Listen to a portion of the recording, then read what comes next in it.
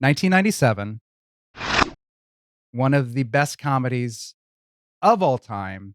And I think I would argue one of the most influential comedies of all time, certainly influential for you, because Big of time. where you find yourself at now. Um, Waiting for Guffman. I I mean, I I it, it, you just I hear the name anytime I hear the name of that movie, it really does feel life-changing. For because real. Like it was it life was. changing.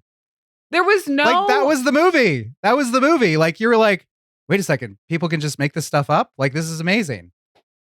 and it's this good and it's this funny and they're all doing it and they're all that funny. There was no one who Right. wasn't on their A game of improv in that movie. Amazing. Yes. Yeah. And it was also like, it was like, yes, you knew Christopher Guest was a comedian, you knew Fred Willard, you knew Catherine O'Hara. I knew Parker Posey was funny, but she was also kind of like an Right. indie darling who could do it Yeah. all. Yeah. Yeah. And then Waiting for Guffman, you're like, okay, she's the best at Amazing. everything. Amazing. Yes. So, Yeah. okay.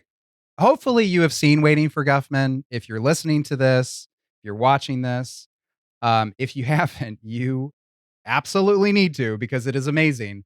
Um, Heidi, can you set up the story for us? Yes. So it takes place in Blaine, Missouri, and it's in their bicentennial year. And the town wants to do something big to like celebrate this. And they have one theater guy in town, Corky St. Clair, I took the whole history of the town and I squeezed it like a piece of fresh bread. who, used to do theater in New York, found his way to Blaine, Missouri, Off, and off, off, off off, Broadway. off Yeah. Broadway. But, Yeah. if someone who's off Broadway comes to Blaine, Missouri, all they're going to hear is Broadway. Big deal. It's a So big deal. Yeah. so the whole town of Blaine thinks Corky St. Clair is a Broadway director. I mean, this is fame. This is everything. This is glam. And he's going to direct the bicentennial show in the town. I'm And going to so he stop you. holds I'm going to stop you real yeah. quick. It's the sesquicentennial. Yes. That was an important point because I think it's like 175 years or something. Okay, But yeah, yes. yeah, Yes. or 70 or whatever. It's set, but it was very specifically sesquicentennial.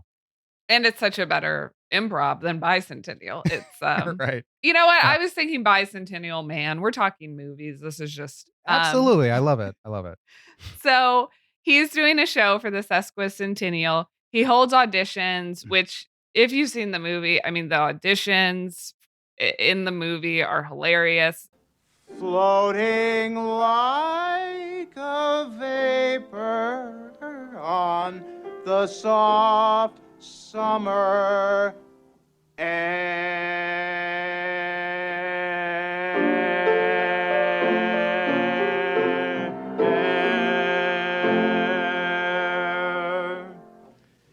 And then we just follow the film, through auditions, rehearsals into the big show where they all think this guy Guffman from Broadway is coming to watch the show. So they kind of think like if they do a great job, we're going to Broadway. I think that's a That's line. right. So Yeah. we might be going to Mm. Broadway.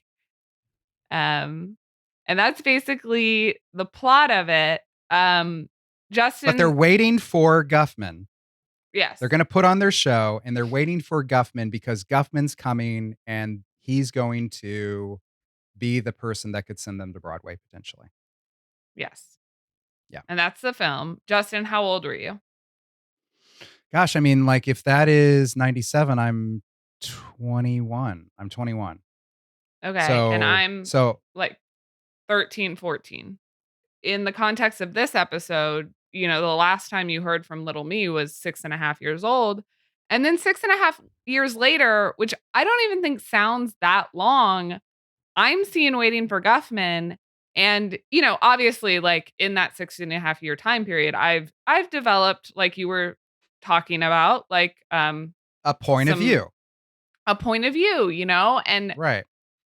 and uh, but even having a point of view and starting to have some taste in film, like Waiting for Guffman just like blew the doors off for me. Like, we actually went with another friend of mine. My friend at the time, Ashley, was with us.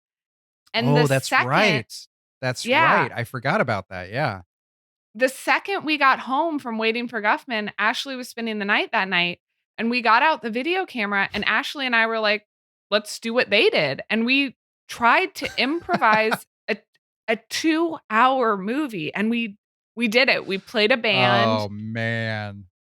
2 hours of improv, and we were I you guys, So I'm good. very You were so amazing. well, I'm very serious when I say this. I do know in our little 13-year-old brains, when we went to watch the recording, we expected Waiting for Guffman because we were like, they made it up. They We made just it. did the same Why thing. not you? Yeah. And then 10 minutes into it, Ashley and I just put stop, and we were like, oh Mm. my God, improv is very hard. Very hard. And if you don't do it right, it's very boring. And then I, had other parts of my life. And then around like 25 years old, I took an improv class and I realized again, improv is very hard.